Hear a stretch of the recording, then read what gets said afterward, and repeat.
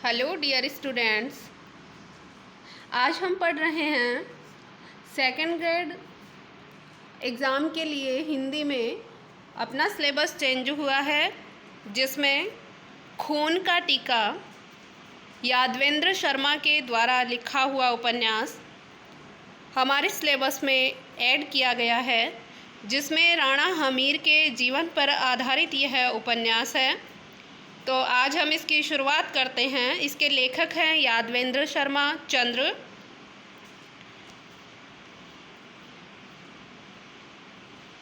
ये राजस्थान के छद्म इतिहास को प्रकाश में लाने वाले महान इतिहासवेता बताए हैं यादवेंद्र ने, जिनमें Shri colonel James Tod, Gaurishankar, Hirachand Ojha, Mohnot Nainsi, Kaviraj Shyamal Das को श्रद्धा सहित सादर भेंट कर रहे हैं। यादवेंद्र शर्मा कहते हैं कि मैं इतना ही कहूँगा। प्रस्तुत उपन्यास चित्तौड़ के राणा हमीर के जीवन पर आधारित है।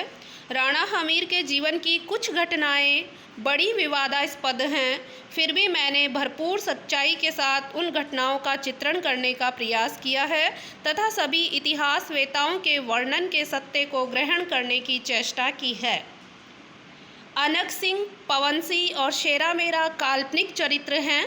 हालांकि हमीर के पास ऐसे कई योद्धा थे, पर उनके सही नाम नहीं मिलने पर मैंने इन चरित्रों को उन्हीं के आधार पर काल्पनिक सृजना कर दी है। यानी मैंने इनको कल्पना के आधार पर ये चरित्र अनक सिंह, पवन सिंह और शेरा मेरा काल्पनिक चरित्र हैं।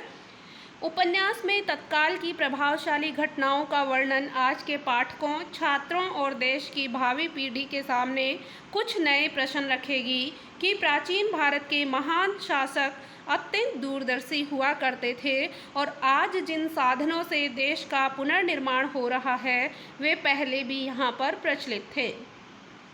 उपन्यास की त्रुटियों के लिए मैं विज्ञजनों से, विज्ञ यानी जो जानकार विद्वान लोग हैं, उनसे क्षमा के साथ परामर्श भी चाहूँगा।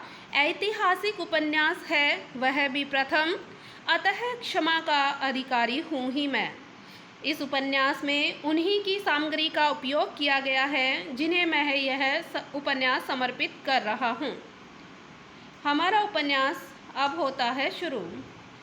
सबसे पहले ये बता रहे हैं कि कर्नल जेम्स टॉड ने हमारे राजस्थान के बारे में क्या कहा था। राजस्थान में कोई छोटा सा राज्य भी ऐसा नहीं है जिसमें थर्मोपली, यूरोप का एक स्थान जैसी रणभूमि न हो, और शायद ही ऐसा कोई नगर मिले जहां लियोनिडास जैसा वीर पुरुष उत्पन्न नहीं हुआ हो। ये बता रहे हैं यूरोप का एक स्थान थर्मोपल, जहां पर लियोनिडास नामक एक वीर पुरुष था, और उसके जैसे वीर पुरुष हमारे राजस्थान में बहुत सारे हैं। यादवेंद्र शर्मा राजस्थान के थे। अब हमारी होती है शुरुआत उपन्यास की। मुझे बलिदान दो, मुझे बलिदान दो। एक परिचित सी ध्वनि सिसोदिया वंश के स्वाभिमानी एवं धर्मप्रियाणी एकलिंगेश्वर दीवान राजा रतन सिंह के विश्वसनीय योद्धा सामंत लक्ष्मण सिंह लाखा के कर्ण कुहरों में प्रतिध्वनित हुई। अब इस स्टोरी में, इस उपन्यास में क्या है कि राणा रतन सिंह, आप सब लोग जानते हैं पद्मिनी के बारे में, राणा रतन सिंह के बारे में।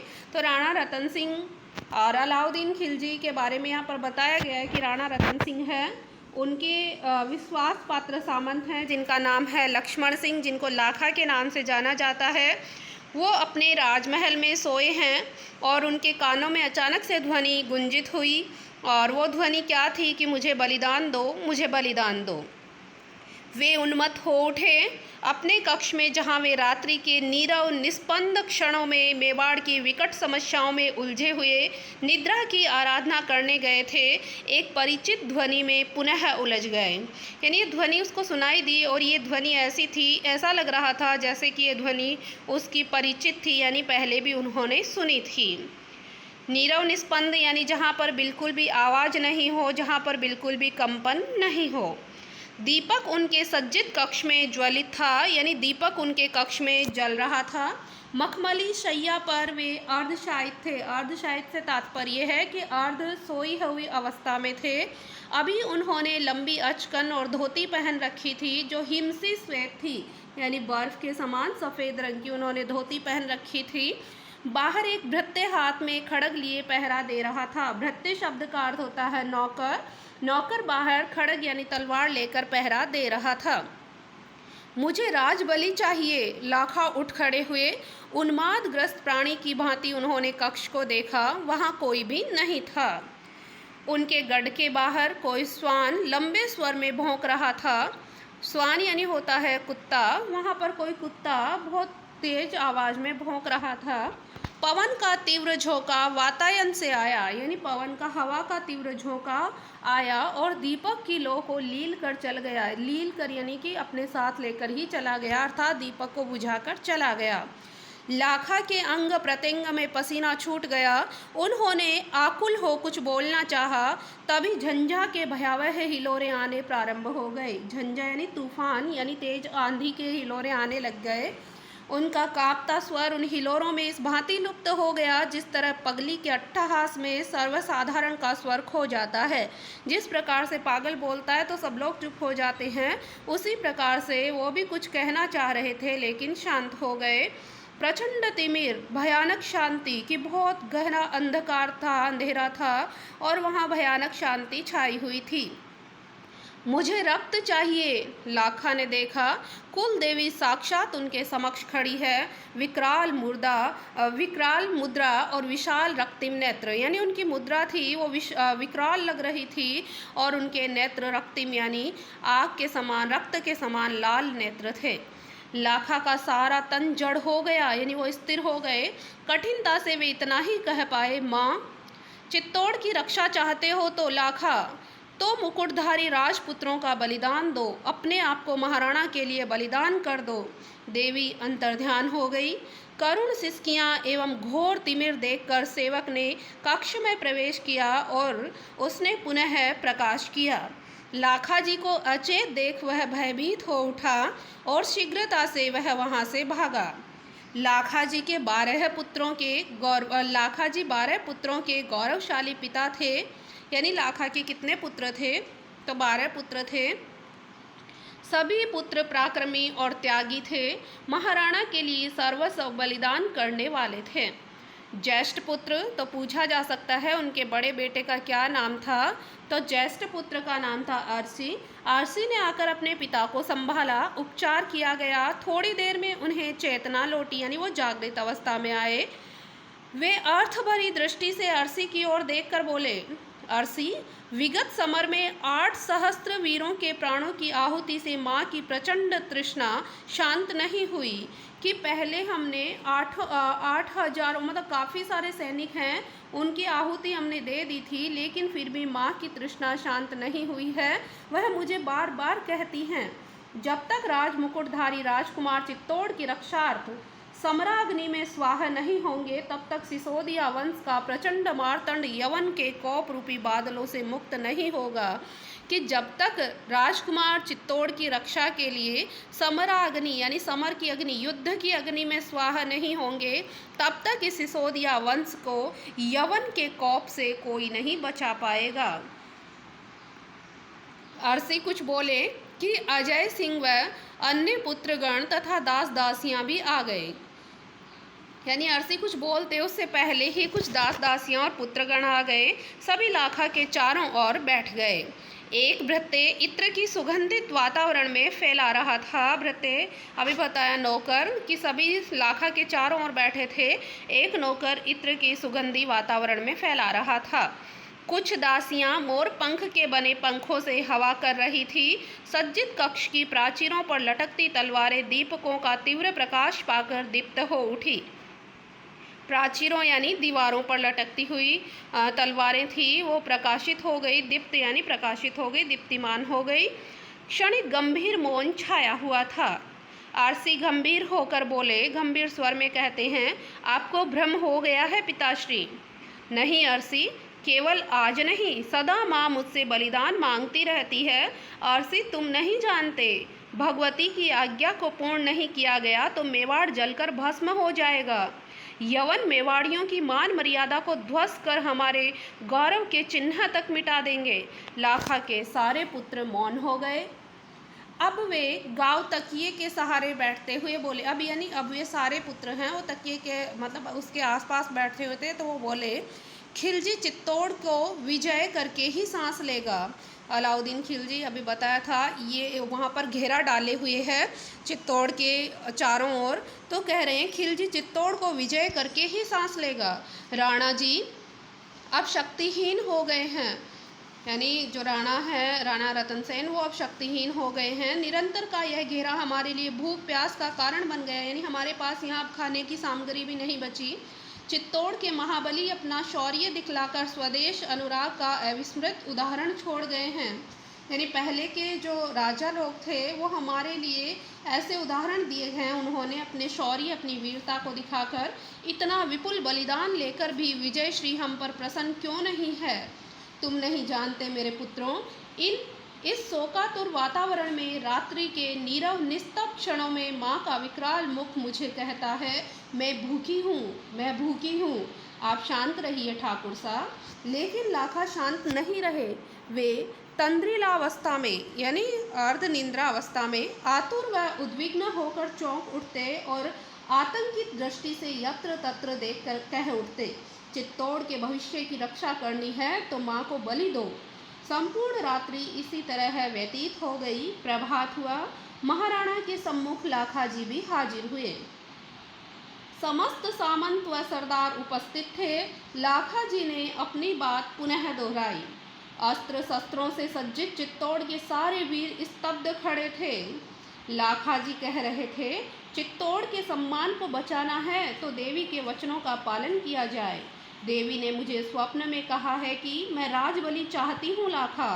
जब तक राजमुकुटधारी राजकुमार मेवाड़ की रक्षार्थ रणभूमि में उत्सर्ग नहीं होंगे तब तक मेवाड़ पर शत्रुओं का आक्रमण होना बंद नहीं होगा। राणा रतन सिंह जी बोले, यह भ्रम भी हो सकता है। भ्रम नहीं है एकलिंगेश्वर दीवान जी, यह सत्य है।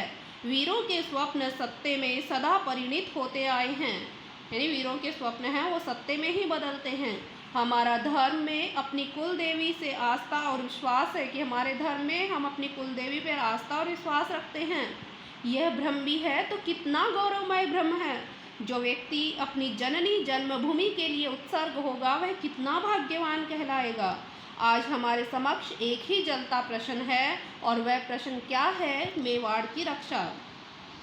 दरबार के अंतिम छोर पर अरसी बैठा था। निरंतर 3 रात दिन से वह चिंतित था। उसके पिताश्री निरंतर एक ही बात पर अड़े हुए हैं। उनके कथन में गहरी आस्था है। क्या पता उनकी कल्पना सत्य का आधार लिए हुए हो। क्या पता पिताश्री का आग्रह में प्रभु का कोई आदेश हो। आस्तिक संस्कारी अरसी के मन में निष्ठा जागी। पिताश्री के निरंतर आग्रह ने उनके अंतराल में विश्वास जगा दिया, यानी उनके अंतरात्मा में विश्वास उत्पन्न हुआ भगवान के प्रति, एकलिंग जी के प्रति। क्योंकि मेवाड़ के जो शासक थे वो एकलिंगेश्वर की पूजा किया करते थे। एकलिंग महाराज जो शिव जी का ही रूप माना जाता है। अरसी ने अभिवादन करके अपने पिता के स्वप्न को बल प्रदान किया, यानी अरसी ने भी उनका समर्थन किया कि हाँ पिताजी सच कह रहे हैं।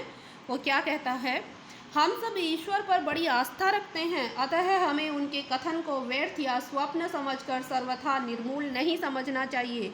यानी हमें बिल्कुल निर्मूल यानी बिना जड़ का नहीं समझना चाहिए, अर्थात उन पर हमें ध्यान देना चाहिए। आज मेवाड़ की चारों ओर विपत्तियों के बादल मंडरा रहे हैं। इस अवसर पर हमें देवी देवताओं को सर्वोपरि सत्य मानकर नए ढंग व नए उत्साह से युद्ध का श्री गणेश करना चाहिए। ये बात कौन कह रहे हैं? ये बात अरसी कह रहे हैं जो राणा लाखा के बड़े पुत्र हैं। राणा जी सिंहासन से एक क्षण के लिए उठ खड़े हुए। राणा रतन सेन अशांति जनित मलिन मुख को एक पल के लिए दोनों हाथों की हथेली में छुपाकर वे दीर्घ निश्वास छोड़कर बोले, कुछ समझ में नहीं आता है। वो परेशान हो गए और कहते कि मेरे तो कुछ समझ में नहीं आ रहा। सिंहासन के दोनों ओर 2 सेवक मयूर पंखों के पंखे झल रहे थे। सारे अधिकारी विस्मय विमुग्ध से बैठे थे, यानी सारे जितने भी अधिकारी वहाँ पर थे वे आश्चर्यचकित और चुपचाप बैठे देख रहे थे। लाखा जी पुनः खड़े हुए। पंक्तिबद्ध पदानुसार बैठे वीरों के मध्य एक चक्कर लगाकर वे गंभीर भारी स्वर में बोले, मैं झूठ नहीं बोलता हूँ राणा जी, मैं देवी का सच्चा भक्त हूँ। उसने जब कभी मुझे स्वप्न या प्रत्यक्ष में दर्शन दिए, किसी प्रयोजन को लेकर ही दिए हैं। वह प्रयोजन सत्य के आधार से हीन नहीं होता है, यानी वो सत्य पर जुड़ा हुआ है। हमारे अनेक सुरमा यानी सुरवीर इस रण में काम आ चुके हैं। दिन प्रतिदिन हमारी शक्ति क्षीण होती जा रही है। इस पर भी हमने देवी की आज्ञा का पालन नहीं किया, तब हमें भीषण परिणाम से टकराना होगा, यानी हमारा कुछ नुकसान भी हो सकता है। लाखा जी अपने आसन पर आकर बैठ गए। सारे दरबार में सन्नाटा छाया रहा। चित्तौड़ के विशाल गढ़ के चतुर्दिक खिलजी की अपार सेना पड़ी थी। चतुर्दिक यानी चारों ओर, चित्तौड़ का विशाल गढ़ जिसके चारों ओर खिलजी की सेना पड़ी हुई थी, यानी उन्होंने वहाँ डेरा डाल रखा था। अलाउद्दीन रूपासक्ति के वशीभूत होकर, रूपासक्ति यानी रूप की आसक्ति, रानी पद्मिनी के रूप के वशीभूत होकर पद्मिनी को लेने के लिए अपना सारा रणकौशल चित्तौड़ हथियाने में लगा रहे थे। रणकौशल यानी युद्ध की जितनी उनमें कुशलता थी वो सारा लगा रहे थे। एक अन्य सरदार ने उठकर कहा, लाखा जी झूठ नहीं कहते। और देखते देखते लाखा जी की बात को सब समर्थन प्राप्त हो गया। सर्वसमर्थन यानी सब लोगों ने समर्थन किया। माँ को राजबलि दी जाएगी, इस बात पर सबका सारे एकमत हो गए। समस्या जटिल थी। अब बात से सहमत तो हो गए, लेकिन समस्या ये आ गई कि बलि कौन देगा। समस्या जटिल थी। कौन सामंत अपने 12 पुत्रों का एक साथ बलिदान करना चाहेगा। मेवाड़ में बहुत से ऐसे सामंत थे जिनके कई कई पुत्र थे, लेकिन लाखा जी के स्वप्न पर इस तरह अपने वंश को क्यों कोई मिटाने को तत्पर होगा कि लाखा की केवल सपने की बात पर कोई अपने वंश को क्यों मिटाएगा। जब राणा जी ने पूछा कि कौन अपने पुत्रों का उत्सर्ग करेगा, यानी उनका बलिदान देगा, तो दरबार में गहरा मौन छा गया, जैसे वहाँ कोई प्राणी उपस्थित ही नहीं हो। तब लाखा जी के चेहरे पर ग्लानि और संकोच दोनों भाव एक साथ आए और मिट गए। उन्होंने विनती भरी दृष्टि से अपने पुत्रों की ओर देखा। पुत्रों में निमेष उत्पन्न हो गया, यानी वो उनको एकटक देख रहे थे। बाप की आन की रक्षा का प्रश्न लाखा जी के दोनों बड़े पुत्रों के सम्मुख नाच उठा। अरसी आगे बढ़ा। क्षण भर के लिए उसकी आंखों में जोश स्फुलिंग का सास ज्वलित हो उठा, यानी जोश उसकी आंखों में था, और वह पितृ सम्मान रक्षा हेतु बोला, मैं सबसे पहले मुकुट धारण करूंगा। अरसी का यह उद्घोष सुनकर सभी सरदार स्तब्ध रह गए। सबकी अभिप्राय भरी दृष्टि अरसी पर केंद्रित हो गई। अरसी कहे ही जा रहे थे, माँ की क्षुधा शांत करने के लिए इतनी देर नहीं करनी चाहिए। हमारी अधिष्ठात्री प्रचंड प्यास से आकुल होकर रक्त की बलि मांग रही है। अधिष्ठात्री यानी जिसकी हम पूजा करते हैं, हमारी देवी। मेवाड़ हेतु राणा जी को महब इस उत्सर्ग के लिए तत्पर हो जाना चाहिए और मुझे राणा घोषित करके सैन्य का संचालन सौंप देना चाहिए। अरसी की आजानुबाहुओं का रक्त इस उष्णता से दौड़ा कि उसका हाथ खड़ग की मूठ पर चला गया। कि अरसी के आजानुबाहु यानी भुजाओं से लेकर पैरों तक उनके उष्णता यानी उनके रक्त की गर्मी इतनी दौड़ी कि हाथ है वो तलवार की मूठ यानी तलवार का जो हत्था है उस पर चला गया। नेत्र अंगारों से दीप्त हो उठे। तनिक गंभीर स्वर में सब पर दृष्टिपात करता हुआ बोला, यह भवानी साक्षी है राणा जी, एक लिंगेश्वर की आज्ञा से आपका यह चाकर यानी नौकर अपना सर्वस्व विसर्जन करके मेवाड़ के गौरव को अक्षुण्ण रखेगा। माँ का स्वप्न हो या पिता का भ्रम, किंतु यह सत्य है कि मुझे उत्सर्ग अपनी जन्मभूमि के लिए होना है। एक वीर दुष्टों का दलन करता हुआ वीर गति को पा जाए, यही उसके जीवन के श्रेय की उपलब्धि है। युवराज का यह उद्घोष उपस्थिति में आंदोलन मचाने के लिए पर्याप्त था, यानी वहाँ पर जो लोग थे उनमें आंदोलन मच गया। अन्य पराक्रमियों के हाथों भी अपनी अपनी तलवारों पर चले गए। लाखा जी का द्वितीय पुत्र अजय सिंह गज करके बोला, गरजते हुए, ये गरज है, अजय सिंह गरज करके बोला, नहीं, मेरे होते हुए आपको देश के लिए बलिदान नहीं होना पड़ेगा। आप ज्येष्ठ पुत्र हैं, पिताजी के बाद आप वंश रक्षक के रूप में रहेंगे, इसलिए यह कार्य मुझे सौंपा जाए। आप विश्वास रखें, मैं समरभूमि में यवन सेना को चित्तौड़ के पावन प्रासादों का स्पर्श भी नहीं करने दूंगा। पावन यानी पवित्र, प्रासाद यानी महलों को स्पर्श भी नहीं करने दूंगा। आप मुझ पर विश्वास करें। ये बात किसने कही थी? ये बात राणा लाखा के द्वितीय पुत्र अजय सिंह ने कही थी।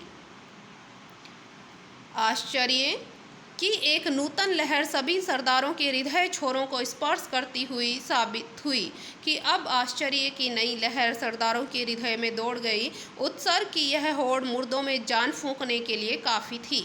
एक सरदार आगे बढ़कर बोला, इस वक्तव्य को मैं पूरा करूंगा। जन्मभूमि मेवाड़ की रक्षा के लिए तुच्छ प्राणों को त्याग करके मोक्ष का भागी बनूंगा। यानी सरदार अब साथ साथ में आ गए और वो कहते हैं कि मैं भी मोक्ष का भागी बनूंगा। राणा जी भी जोश में भर उठे, खड़े होकर बोले, राज मुकुटधारी राजकुमार की बलि। अरसी अब राणा जी के सनिकट था, यानी उनके पास में था। उसकी सुंदर गहरी विशाल आंखों में दृढ़ निश्चय की अरुणिमा स्पष्ट लक्षित हो रही थी। यानी उसकी आंखों में अरुणिमा यानी लालिमा स्पष्ट दिखाई दे रही थी। लक्षित होना, दिखाई देना। अंग प्रत्यंग में एक प्रकार की जड़ता आ गई थी। मयान में से तलवार निकाल कर वह बोला, वाद विवाद में समय नष्ट मत कीजिए। आप जितनी देर करेंगे शत्रु को संभलने का उतना ही अवसर मिलेगा। अतः आपसे मेरी प्रार्थना है कि मुझे यह भार सौंपा जाए। मैं ज्येष्ठ पुत्र हूँ, इस पद का अधिकारी हूँ। आपको मेरी शक्ति का परिचय भी है। फिर भी राणा कहते हैं, फिर भी बप्पा रावल का यह मुकुट मुझे पहना दिया जाए। अब ये बप्पा रावल कौन है? बप्पा रावल मेवाड़ का पहला शासक था। तो उसका मुकुट, क्योंकि ये उनके पीढ़ी दर पीढ़ी वंशानुगत चला जा रहा था, भाई उसके पश्चात उनका बड़ा बेटा उस मुकुट को धारण कर लेता।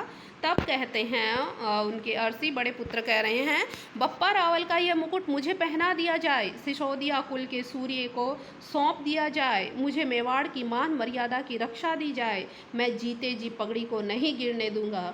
अंत में निश्चय हुआ कि लाखा जी का भ्रम हो या देवी की आज्ञा, इसे अडिग आस्था के साथ पूर्ण की जाए और प्रथम महाराणा अरसी को बनाया जाए।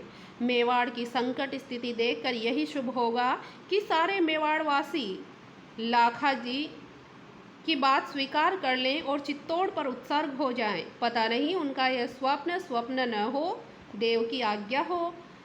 शंख की पावन ध्वनि और मंगल मंत्रों के मध्य अरसी अरि सिंह के सम्मान सूचक नाम के साथ महाराणा बना दिया गया और वह मेवाड़ को शैव शक्ति को एकत्रित करके चित्तौड़ की रक्षा हेतु समर भूमि में उतर पड़ा। यानी सारी शक्ति को इकट्ठा करके युद्ध भूमि में उतर पड़ा। उस दिन भास्कर की भीषण उष्णता में घमासान संग्राम हुआ। भास्कर यानी सूर्य की, भीषण यानी तेज, उष्णता यानी गर्मी में भीषण घमासान हुआ। मानवी शोणित की प्रवाहित हुई सरिताएं तथा यत्र तत्र सर्वत्र विग्वरे रुंड मुंड भयावह प्रतीत हो रहे थे। यानी मनुष्य की शोणित यानी रक्त की प्रवाहित नदियां, चारों रक्त फैला हुआ था। जहाँ तहाँ यत्र तत्र यानी यहाँ वहाँ सभी जगह है। रुंड मुंड यानी मुंडियाँ कटी हुई पड़ी हुई भयावह दृश्य दिख रहा था। निर्दयी वनचरों द्वारा उजड़े खेतों की तरह है वह भूमि नर पिशाचों द्वारा खंडित सौंदर्यमयी मानव देहों से भरी हुई थी। वह भूमि ऐसे लग रही थी जैसे कि नर पिशाचों द्वारा खंडित कर दी गई हो। वहाँ का दृश्य, युद्ध क्षेत्र का दृश्य यहाँ पर बताया गया है। आज के वीडियो में हम इतना ही पढ़ेंगे, बाकी का आगे का उपन्यास हम पढ़ेंगे अगले वीडियो में। तब तक के लिए धन्यवाद।